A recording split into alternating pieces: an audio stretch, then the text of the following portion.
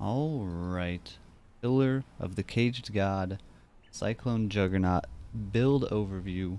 Let's go. So this character is my first real attempt at a melee build in quite some time, but it's been really successful, I think. I've had a lot of fun playing Cyclone. Very strong setup overall. And before we get too much into the details, I'm going to just run through a map real quick. Got a tier 16 Minotaur map. Figured this is the best example since it's mostly like a end game bossing, high-end content clearing character. It's nothing with eye-watering clear speed or anything like that, but it is very tanky with some pretty respectable damage to back it up.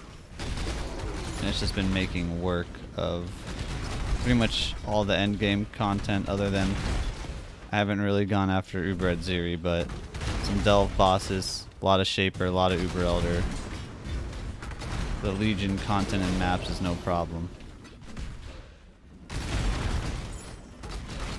As you can see, it kind of just shreds through everything.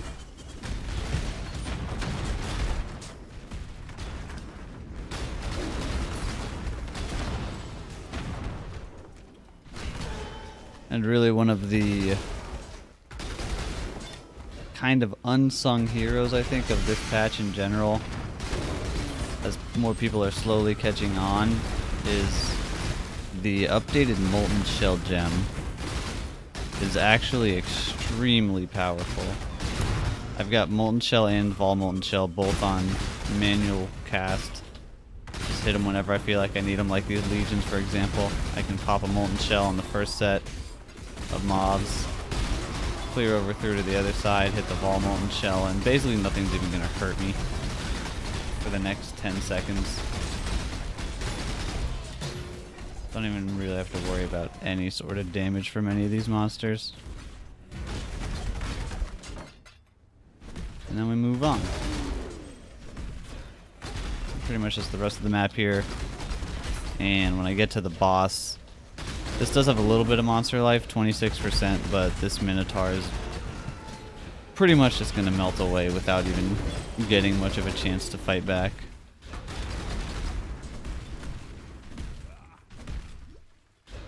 There he is.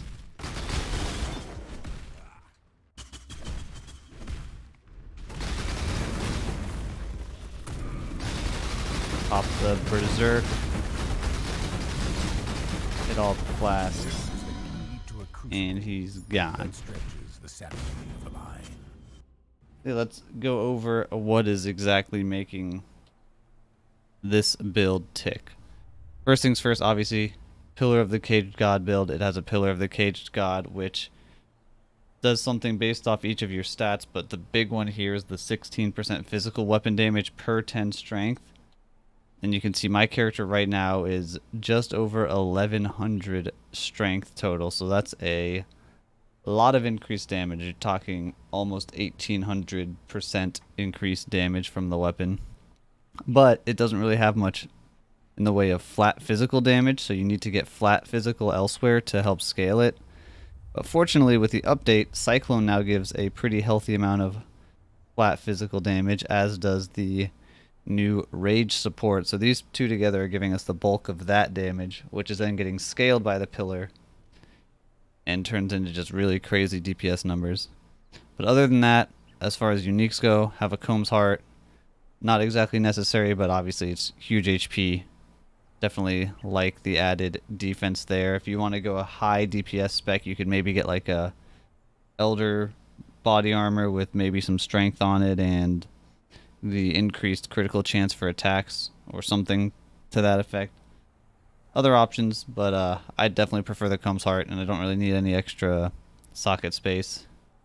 And then the other unique would be Astramentus, which doesn't really do, anything too crazy. Obviously the all attributes, huge amounts, gives you a good bit of pillar scaling.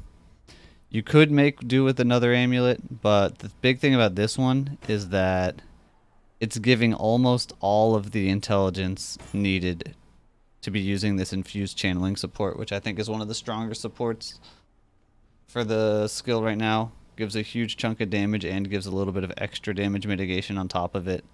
So I think the Astramentus is well worth it, and I've been using it all the way through Uber Elder farming on hardcore, so definitely don't need much more than that. And then the rest of the rares or gear are just rares. The helmet, the gloves, and the boots, I guess, as well as the belt, is where we're getting the bulk of the flat strength. So you can see pretty much on all these slots I'm prioritizing life, strength, resists, and then a couple other stats here and there, like the boots we need movement speed obviously. But as much strength as you can manage to get while getting your resistances kind of where they need to be. My character's not quite elemental weakness capped, but I have a bunch of endurance charges while I'm mapping for the most part, so it's pretty fine. The belt's pretty basic. I think was crafting it myself. I alt-regaled. So it's got the 3 stats and then the crafted other one. Gloves, same deal. Some strength. Not as much strength, but good res. And then you can see on the gloves I wanted an open prefix for the +1 weapon range craft. And same deal on the helmet, +1 weapon range craft. A little bit less resists there, but this one also has a fossil mod. Nearby enemies take increased physical damage, which, if you can manage to get it, definitely recommend. It actually has 2 fossil mods. It also has the life one, so I was crafting this with a pristine fossil and a jagged fossil. And you just go for, you know, decent health roll. Ideally, the percent health roll, and then the physical damage mod. And if you can, you could look for a enchanted base. I got a Dread Banner one, which isn't necessarily the best. It gives a little bit of power to the impale, since Dread Banner has some impale effect.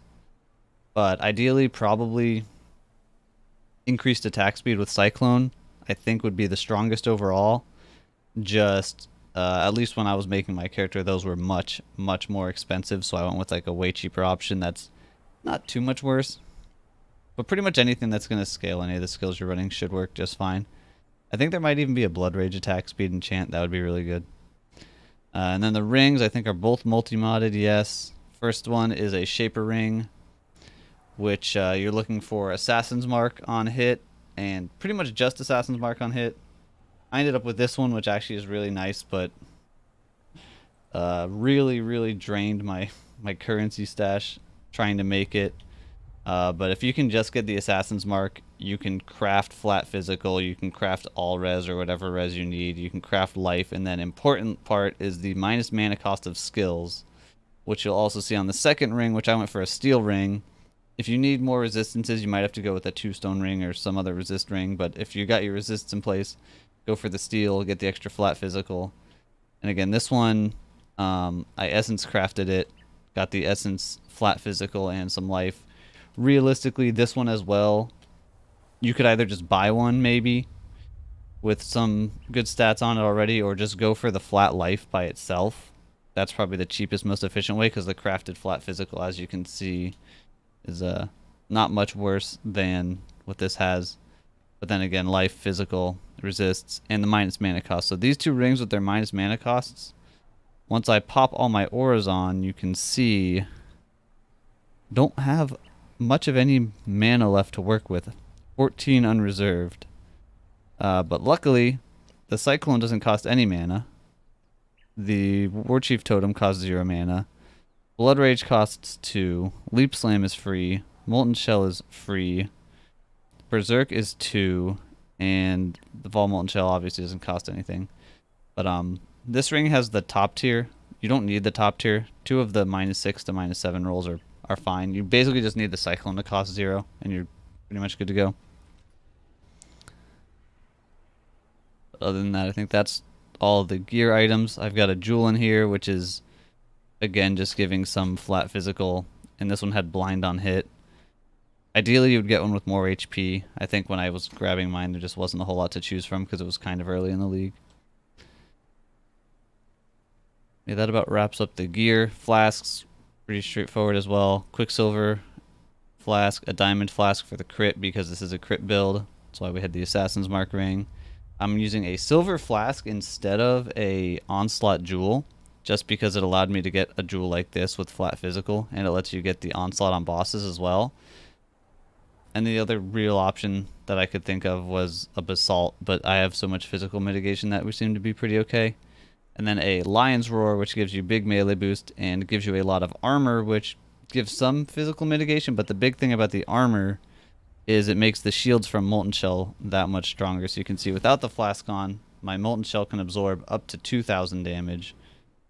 But as soon as I pop the Lion's Roar before hitting it, it goes up to nearly 4,000. So it's almost doubled in how much the Molten Shell can absorb, and that's what ends up making that really, really powerful. Alright, and the gems.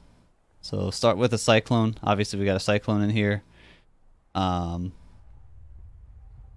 If you can get, this is probably your top priority for level 21 gem, because Cyclone gets an extra base range at 21 and also gets some extra flat physical, which again is really good. The rage support, which is another one that's really nice to get level 21. I never managed to get it. I think I just failed a bunch of attempts to create one. But you get a lot of flat physical there as well. And then past that, infuse channeling, fortify, so that we have that up pretty much all the time.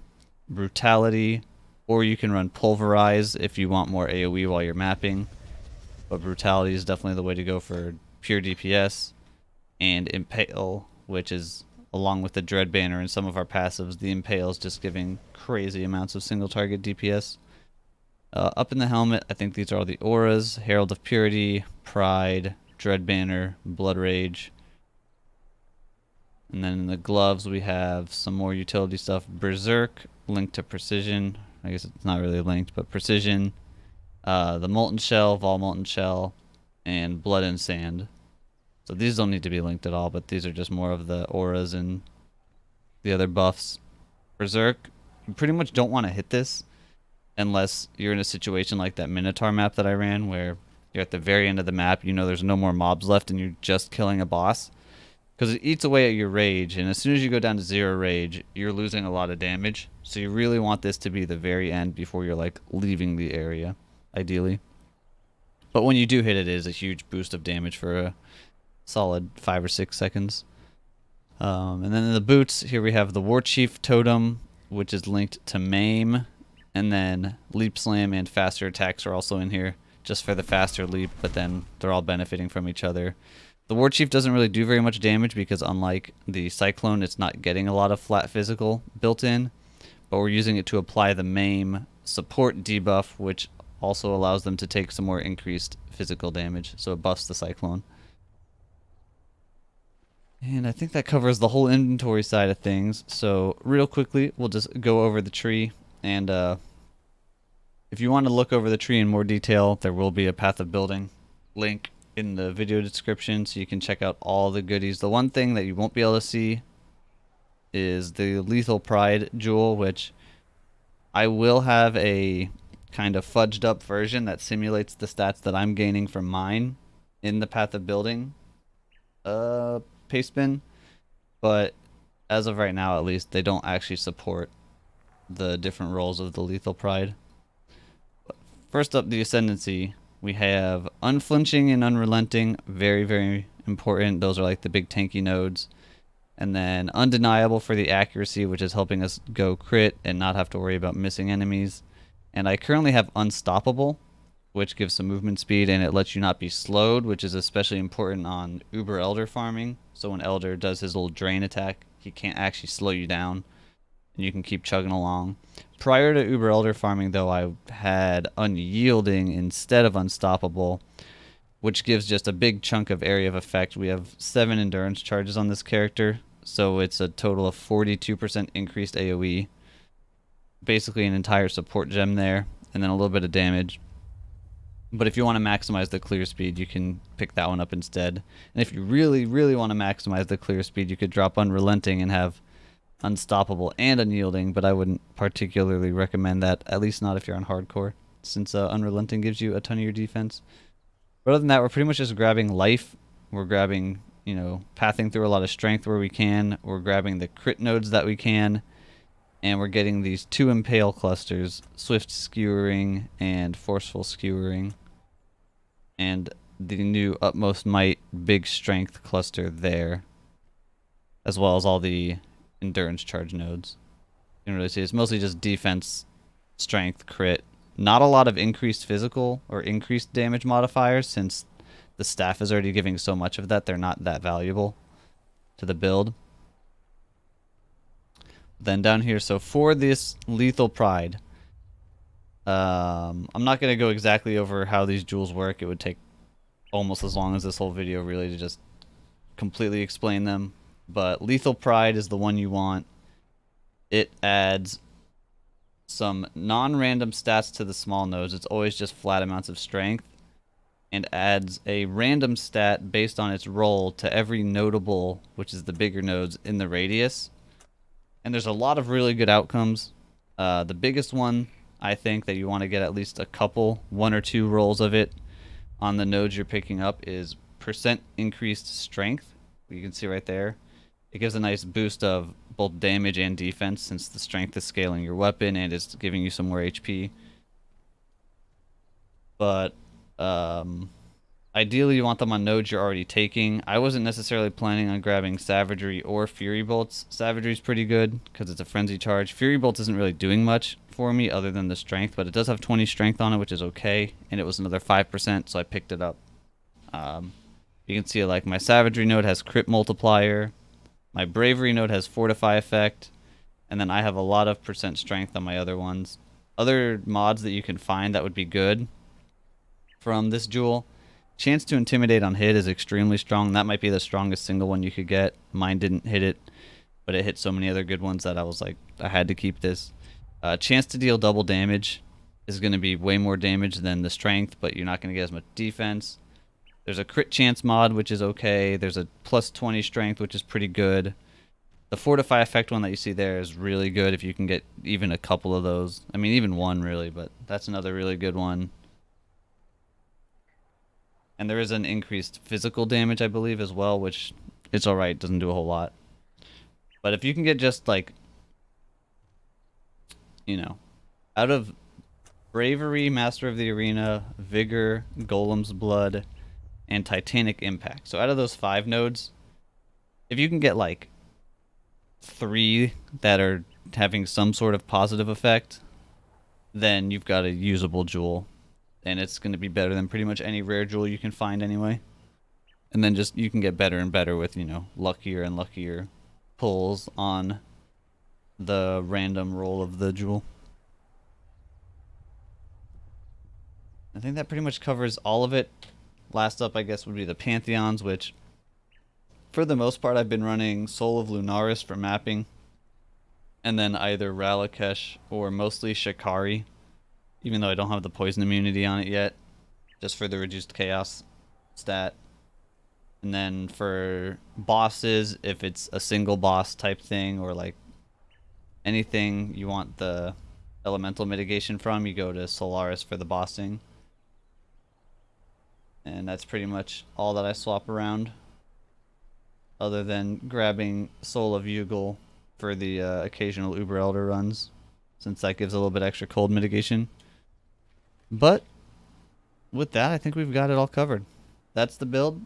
If you're looking for something fun to play that's really tanky and can get you through a lot of bosses, and can do it pretty relatively budget friendly, because you can get strong enough to at least start clearing high tier maps. Might struggle a little bit with some of the bosses on super cheap budget, but Pillar, very cheap item, and a lot of it's just rare items with, you know, decent rolls for the most part. Like I mentioned before, you don't need the Combs Heart. You can get started pretty easily, and then it really can scale if you want to invest heavy into it. And that is all. So hope you guys enjoyed the video. Hope you liked the build. If you have any comments, questions, leave them down below. I will get to them whenever I can, as I can. But thanks everybody for watching. I'll see you in the next video. Later.